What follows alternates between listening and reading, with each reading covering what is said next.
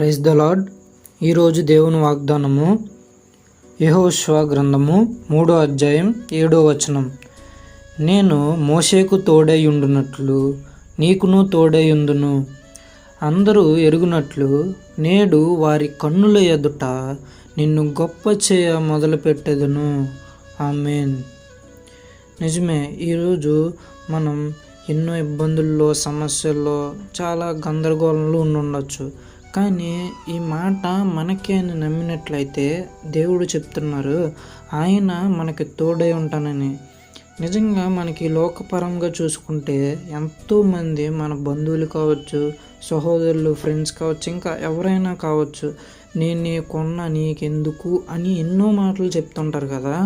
కానీ ఆ సమయం సందర్భం వచ్చినప్పుడు నీవెవరో తెలియనట్లు చూస్తుంటారు కదా. ఈ ఇన్సిడెంట్ మనం చాలా సందర్భాల్లో ఫేస్ చేస్తుంటాం.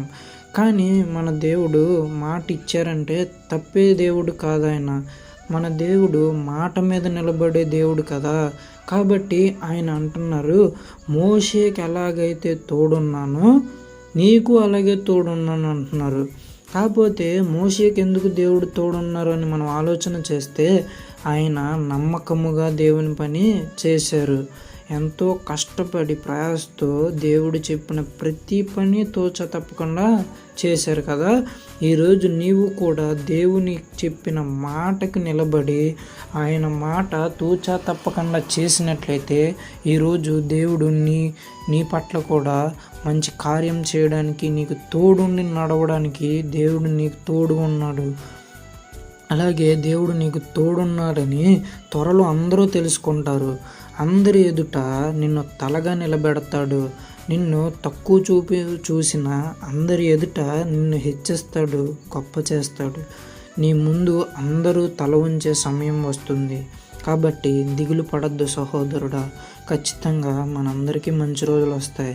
కాబట్టి నీవేం చేయాలంటే దేవుడికి దూరంగా ఉండకుండా ఆయన యందు భయభక్తులతో ఎప్పుడైతే నడుచుకుంటావో అప్పుడు మోషేకి తోడై ఉండినట్లు నీకును తోడై ఉంటానని వాగ్దానం చేశారు. ఇట్టి వాగ్దానం మన జీవితంలో నెరవేరును గాక. ఆమేన్. చిన్న ప్రార్థన చేసుకున్నాం.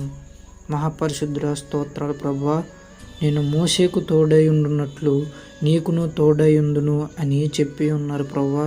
నిజమే ప్రభువా, మమ్మల్ని తోడై ఉన్నారు. మమ్మల్ని గొప్ప చేయడం మొదలు పెడతానికి మీరు సిద్ధంగా ఉన్నారు ప్రభువా. అందుని బట్టి వందనాలు చెల్లించుకుంటూ ఈ వాగ్దానం విన్న ప్రతి ఒక్క జీవితంలో మీరే తోడుండి నడిపించమని మా కొరకు చిన్న బాలుడిగా జన్మించిన యేసు ప్రభు వారి పరిశుద్ధ నామములో ప్రార్థిస్తున్నాం తండ్రి. ఆమేన్.